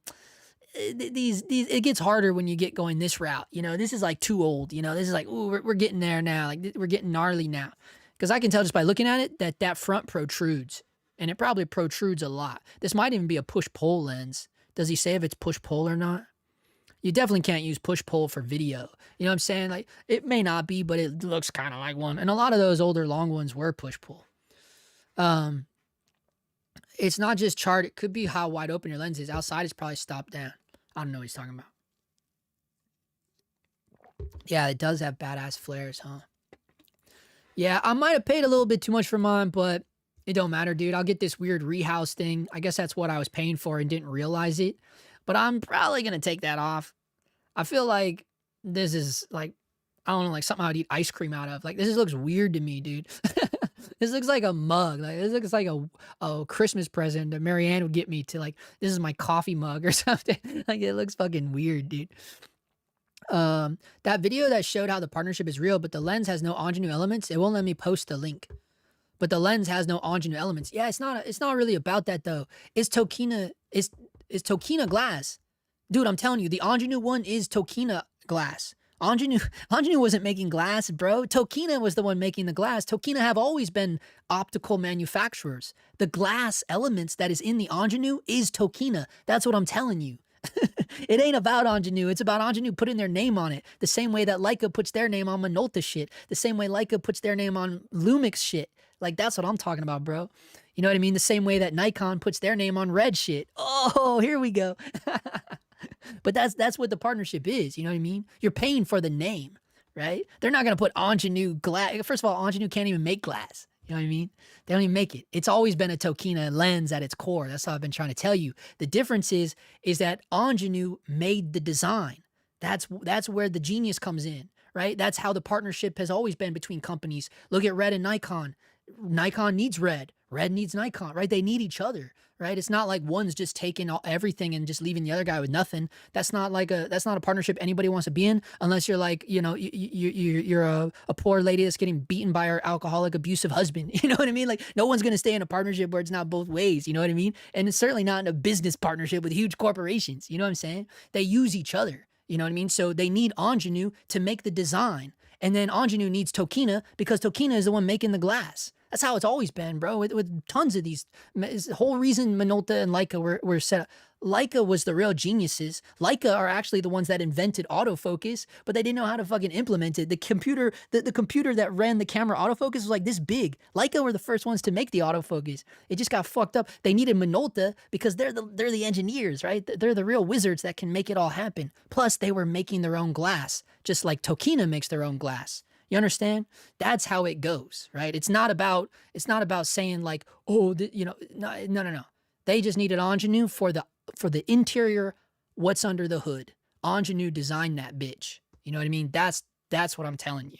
That is 100% fact. There's no debunking that. There's absolutely no debunking that. They were literally in a partnership when this lens came out. And they even like admitted to it, right? Because that's like, they notate that shit. Like, and Leica did too. That's how we all know about it, right? That's how we know about all this shit. It's not like a theory. Like, no crazy asshole woke up one day and was like, I think Leica is stealing Minolta glass. No, it's all documented. Like, these are businesses. They have to document the partnerships, right? And Leica and Minolta are like kings of documenting stuff. And so is Leica. Like, Leica is obsessed with documenting shit. They're obsessed with it. Like, half their warehouse in Germany is just like archival shit. You know what I mean? So all this shit is documented. There's nothing to debunk. You know what I mean? The internet lore, whatever, that's all bullshit. The reality is the Tokina is an Angenieux and the Angenieux is a Tokina. They're the same fucking thing. You know what I'm saying? Apparently, it was the other way around. Tokina was in trouble and outsourced the lens to Angenieux, but the glass is not the same optical design. It's an improved version of the Tokina. Well, yeah, they're always going to tell you that shit. They're always going to tell you that, oh, it's an improved version. But when you look at the charts, it's literally it's the same amount of elements and the same amount of groups. It's identical. It's like, how are you going to sit there and tell us it's been, dude, they've always been saying that shit, dude. That's just what they say. They got to tell you that. They got to tell you that. That's just what they tell you. But it's not. It's the same lens. Oh, okay. The video I was referencing is called Tokina ATX Pro 2870 f2. Zoom. Apparently it's an Angenieux, but is it really? Yeah, I already went through that. The dude claims they don't even have the same number of elements groups, just similar housing. Yeah, but do you even know if it's the right one? Because again, that's what I talk about in my video. This is my video. There are 4 different ones. That's what I'm trying to tell you guys. Only the first 2 were the ones where Angenieux was still. I talk about it in the video, right? You just have to watch this fucking video. Again, this is an old video, right? So look, there's the Angenieux one, right? So, where is it? Where is it? Hold on. I just had it on here. Yeah, okay, right here, right? This is what the Angenieux one looks like, right? Everything is identical. The focus throw, the near focus, all of it is identical. They're exactly the same, right? Everything is exactly the same, but it's only with the first two, because by the time the third version rolled out, the partnership was over. The partnership was ended. That's why I show the 4 different ways, and they look damn near identical. That's why it's so hard to tell which one you got. That's why I was so confused looking at those eBay listings, because look, they all look the same, right? There's very okay. Oh, the bayonet hood. The bayonet hood is a dead giveaway. That's what these arrows are for. If it's a bayonet hood, it's not the Angenieux. The Angenieux is not a bayonet hood, right? That's the dead ringer for a clinger. That's what it is. If it's a screw-on hood, that's the first and second version. Those 100% were made during the partnership, right? That's at the same time when Angenieux put theirs out. It's so goofy. We don't need to be fucking debating this shit, right? Like, it's not even worth it. Like, I don't give 2 shits, right? At the end of the day, but like, in my heart of hearts, you would never convince me that this is not the same fucking lens. You just wouldn't, not with all the research I did, again, 5-6 years ago. That's how old this video is, 5 years ago, right? With all the research I did on it, there was a dude on Vimeo that did a thing on it. On Vimeo, why? That's when Vimeo was cool, I guess. Well, I don't know. But all I'm telling you, it's the same way how you would never convince me that the Leica 35-70 is not a Minolta 35-70. Again, the first version. 100% was a Minolta lens, right? There's just things that you know, that like once you know it, you're like, yeah, that's a fucking given, dude. It's just like anything else. Like, oh, dude, fucking grass is green. Yeah, once you know the grass is green, you're never gonna like convince someone otherwise that it's not fucking green. You know what I'm saying? Like, that's how this shit is with me, right? Once I learn and once I believe something, right? I guess that's what I should say. Once I believe something, and it's to the scope of like being so convinced of it. And here's the thing too, even if motherfucking Mr. Angenieux himself right now called in, oh, let me put the number up, Ben, so holy shit, now you can call in. If Mr. Angenieux wants to call in and tell me that it's not the same lens, I'd be like, oh, that sucks. I wouldn't be devastated. And it would not change my mind about this goddamn Tokina lens. It would not change it one fucking bit. You know what I mean? Like the idea that this is, you know, the idea that I believe that this is the same lens, that is like a fucking blip detail. Like, it doesn't even fucking matter. You know what I mean? Like, I could care less if it actually is or not. But I do believe it is, right? I do believe it is. However, if Mr. Angenieux calls right now and says this is not the same lens, do not crank call me. But if they say it's not the same lens, I mean, you can try. But I mean, the thing is, it wouldn't destroy my opinion of the Tokina. That's all I'm trying to say. It would never destroy my opinion of it. It never would. Because it's that fucking good, right? It doesn't matter to me. You know what I mean? Like, the lens is just too fucking good, dude. And I don't know why. I don't know why I just like totally like in the heat of the moment, like having to run to the store and immediately replace it again because it broke in my hand. Because I had it. I used to have this lens. Obviously, I made a fucking video about it 5-6 years ago. But the lens having broke in my hand, I just like was like, oh, this happened to me on a job? Nope, never again, right? And I just was like, oh, there we go. Here's Mr. Angenieux. Oh, it's Australia. I wonder who that can be. To accept, press 1. To send a voicemail, press 2. He's been dying for me to turn that number on, mate. It's the Angenieux. What's happening? I thought so. Yeah, I thought so. You're calling in from Australia there, huh? Yeah, exactly, mate. How strong's my accent? It's not bad, mate. Oh, God. How have you been going? Not bad, not bad. Surviving the new year, getting ready. We're getting ramped up. As you can see, we're getting geared up here. Yeah. Bloody, I just got a message back from Leica. They're sending me 2 cameras to test out. How's that? They're sending you 2 cameras? Yeah, to test out the Australian ones. What? What are they? What are you going to get? The 2 new models, the H1 and the S2, whatever it is. Wait, what's the first one? I don't get to keep them up. What's the first one? The one that's for photography, but I'll be able to shoot open gate like your mate Cam. So. What is it like? The new M, the new shitty M. Is that what they're gonna send you? No, the mic. Not Leica. What am I talking? Lumix. Oh, Lumix. Okay, that's why I was confused. I'm like, what is that first one called? H1. I never heard of that. Yeah, I jumped the gun there. God, what a wanker I must sound like. Jeez Louise. Yeah. He's already. That's another thing I was going to message you about too. Those people never sent those prizes. Are you able to chase that up for us? Wotencraft? Yeah, is it? I can check in with him. That's weird. No, I can email him tomorrow. I just didn't want to message you and act like a ungrateful, so I thought I'd do it live on camera. Even better yet. Yeah. No, it's cool, man. Yeah, I'm a yeah, it's all good. I'm not whinging. I'm just telling you. No, I got you. No, dude, I'll send an email in the morning. I'll figure out what's going on because they had said they were supposed to get it before Christmas. No, that's all right. I'm not stressed one bit.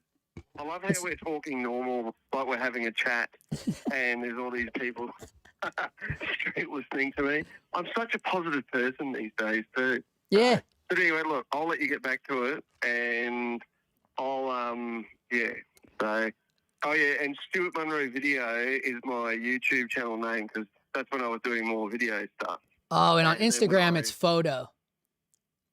Yeah, well, I got more into photography after dealing with 19-year-old BMXers. I didn't want to film them anymore, so I got into photography, yeah. So, Makes sense, mate. No worries, mate. Yeah, no worry. And, yeah, have a Dude, good one. All right, later, buddy. That motherfucker literally just called in to brag. He literally just called in to brag about getting cameras from Lumix. Did he say anything else? He didn't say anything else. He literally just called in to say that Lumix is sending him cameras. This son of a bitch. Oh, and to ask me where his free shit is. Dude, Stuart, bro, you're out of control, bro. Oh my God, that's hilarious though. Oh my God. Apparently both, okay, yeah, they're both good lenses, 100%, 100%. Let me see. What? Angenieux didn't make glass? Oh, I have to check that tomorrow. Yeah, I don't know. I don't think they did. I do know Tokina made glass. Angie didn't make glass. Yeah, 100%. I didn't think so, bro. No, and yeah, but this was before they were a cinema lens company. And that's what I talk about in my video. Dude, Angenieux used to live in the same realm that these companies did. Angenieux lived in that realm. That's why, because they were partnered with Tokina. They split off in the early 90s. That's when they really got into more of their cine line, and they've never looked back. You'll notice that. They left then in the I think it was the 90s, right? Early 90s. I think this lens came out in 1994. It was during OJ stuff. So yeah, this was during 1994, right? When this lens came out. Early 90s, they dipped. They never went back to photo land. Never. They stayed in cinema and never turned back. I mean, they've always made cinema lenses, obviously, but they used to do both. But they have not gone back to photo since the 90s. Okay. They used to make it in the start, but not in the same. I did watch your video, then did some research before this came online. I just think it's an interesting topic. And if you like a lens, yeah, exactly. Yeah, I'm not trying to fucking battle you guys. Like I just get ramped up. I get easily, I get easily ramped up. That's all I can say. But don't get scared by it. You know what I mean? Like, I'm not trying to attack you, right? Like, don't feel, guys, like just because it's only because of my energy. You know what I mean? I have no way to regulate it, you know? So it might sound like I'm getting heated or like trying to like fight you or something, but it's not that serious. I just talk like that. Like, I'm just that, I guess, crazy. Yeah, that zoom is a Minolta. Yeah, that one was gnarly, dude. But if it's a Minolta lens, it's probably good. I love Minolta lenses. Yeah, I said the Minolta is actually really good, but is it a push-pull? Because it looked like a push-pull. These come out in batches. Not all lenses are identical, even in the same series, but not enough to noticeable. If you find something you like, stick to it. Ooh, yeah, I know. I said that too in the video about how, like, you know, the versions are going to be a little different. And that is one of the downsides of, like, but I feel like even modern glass is the same way. Like, they can't make every single lens exactly identical because it's glass. It's glass. It's like almost impossible. I'm really hoping that the one that fell apart in my hand, again, I took 100% ownership of that. And I hope I was right for that. Because if this one falls in my hand, I will be so devastated going back down this rabbit hole again. You know what I mean? I'm giving it a second chance. You know what I'm saying? So don't let me down. I've heard a new Ursa Cine 6K LF is coming with 330 frames per second in open gate, NAB. No, I don't get scared. I'm like you, getting really enthusiastic. I enjoy the talk and your honesty. Yeah, 100% Reptile. Oh, wait, hold on. A Ursa Cine 6K LF? Where's that rumor coming from? Let's see. We'll look it up right quick. Ursa Cine. Hold on. 6K. Ursa Cine 6K LF. Let's look it up. I was hoping to see some of these rumors. Is this it right here? This is what you're talking about? Imaging resource? Black Magic Design might announce a new Ursa Cine 6K LF with faster frames per second. But dude, man, this is my problem. This is my problem. Like, look at this camera. Look at this camera now. Man, just look at this camera. Just look at it. It doesn't, it's like, oh man, I don't know, bro. I just feel like, I don't know, man. Is it just me? Like what is my problem, right? Like, okay, here, guys, I have a problem. I look at these cameras and I'm just like, dude, I don't even want to touch that thing. Like, I don't even want to touch it, bro.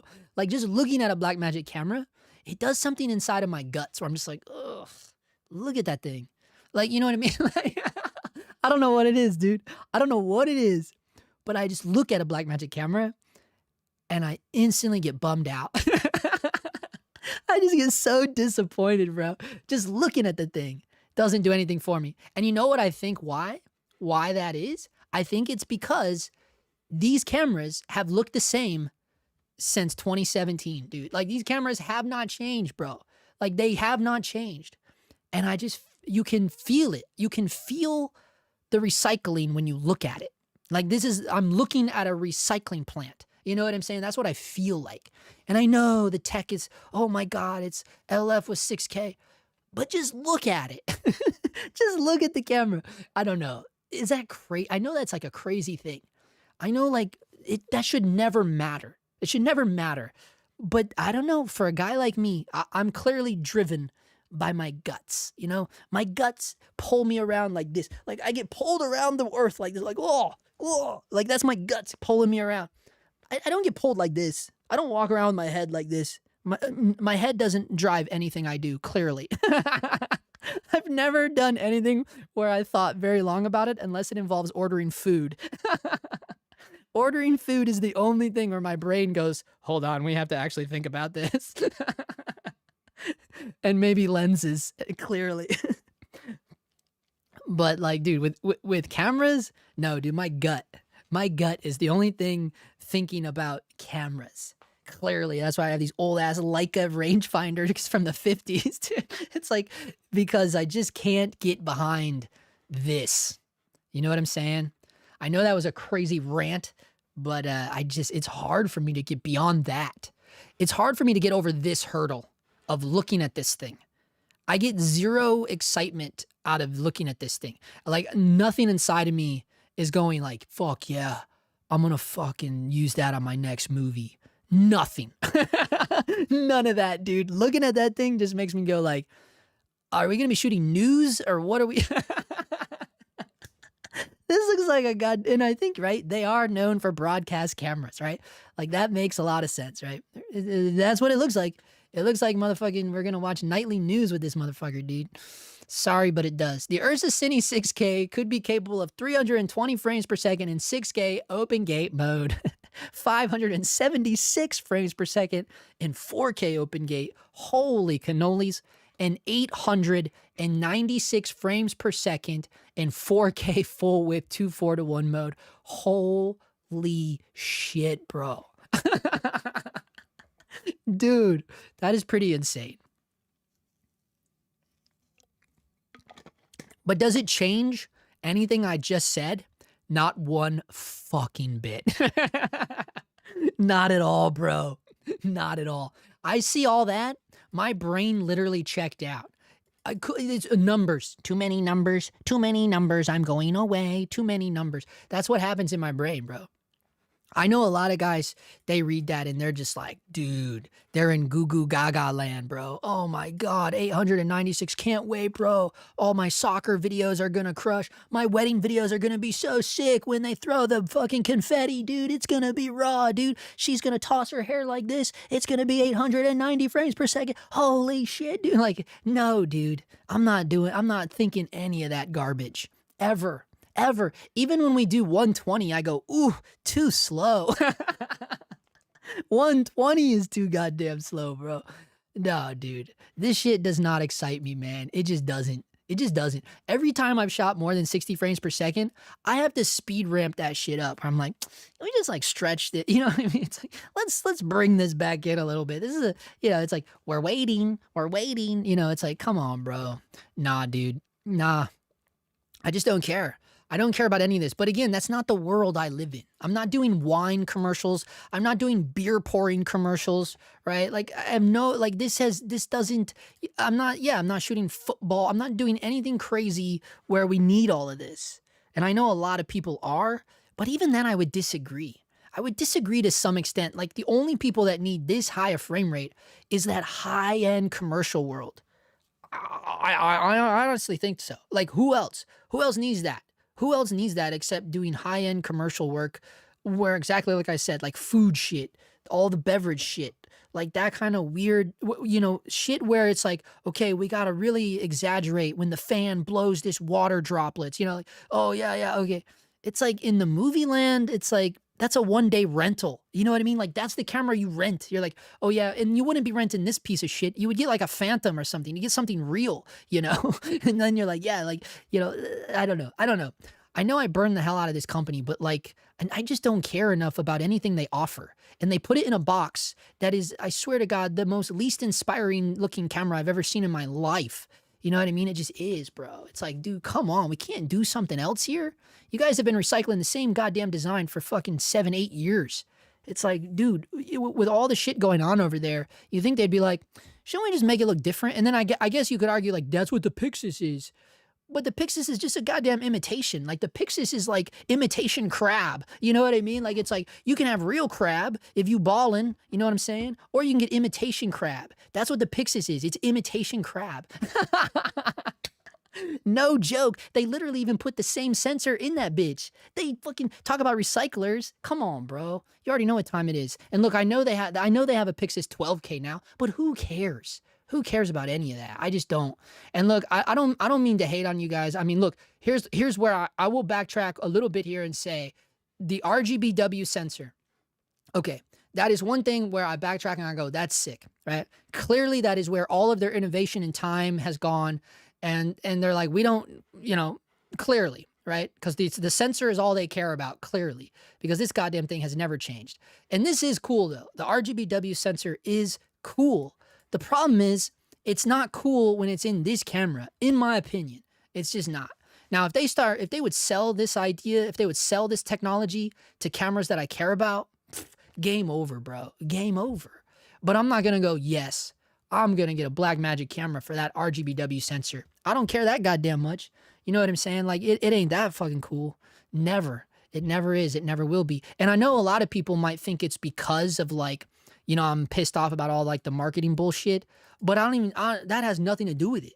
Honestly, it doesn't. That is another nail in their coffin, in my opinion, but that doesn't influence what I'm saying to you. Like, I didn't just pull this out of my ass. I've always hated these cameras. Like and I'm speaking to you as someone that used the Pocket 4. The Pocket 4K is really what did it for me.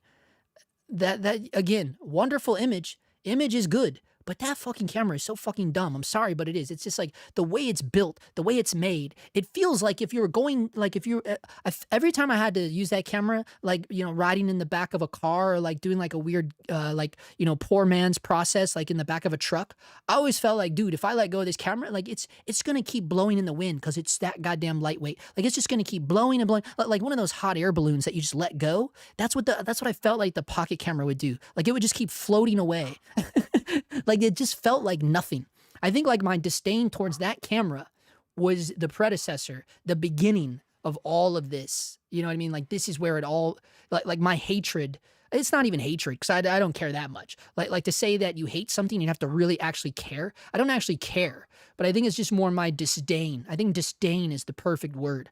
And it all is rooted in that damn Pocket 4K camera.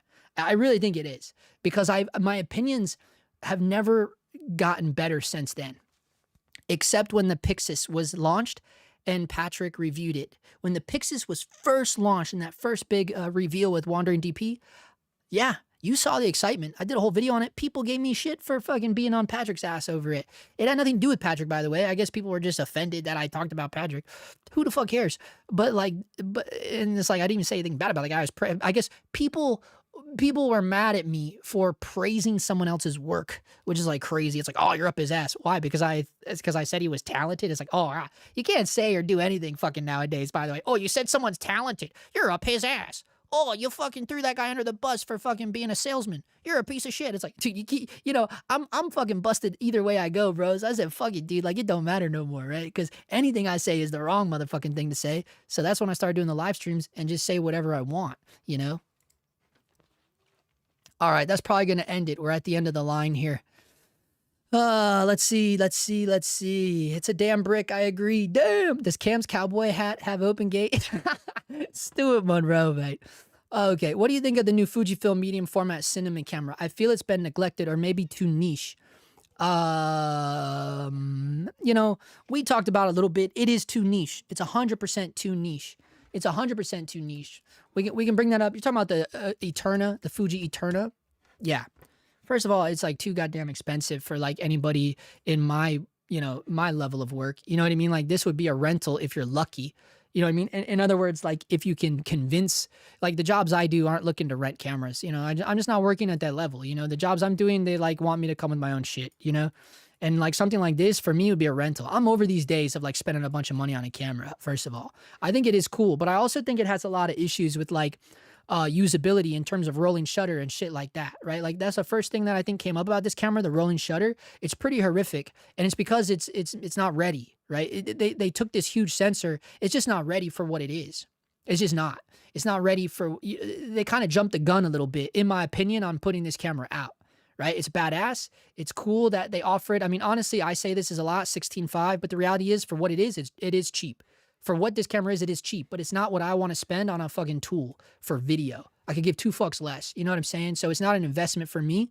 This would not be a good ROI for me because it would take me forever with my jobs to fucking, get the return on this, right? No one cares about this, in other words. No one cares about this camera, right? In terms of like the people that I'm working for. So it would not be a good investment for me. But also, it just wouldn't either because it's not really made for handheld. This thing is gnarly, going to have gnarly rolling shutter. There's plenty of like, reports and videos about that. You can go study it for yourselves. It jumped the gun. It came out too soon. But I do love the idea of it. And I think as the technology advances and as they get better, they will figure it out. And it is going to be badass. But right now, it's too much too soon. But yeah, dude, it's a Fuji sensor. You can't go wrong. Right? Like point blank.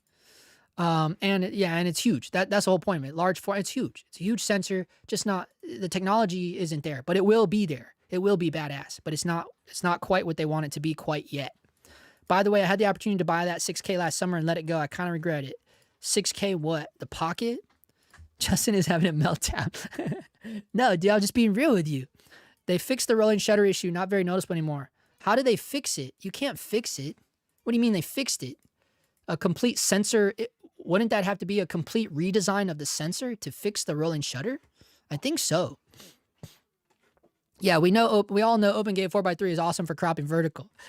You're not telling us anything new, bro. Everybody always knows that.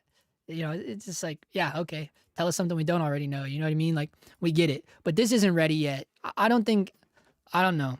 I don't believe that they can fix the rolling shutter. I believe everything needs to be redesigned.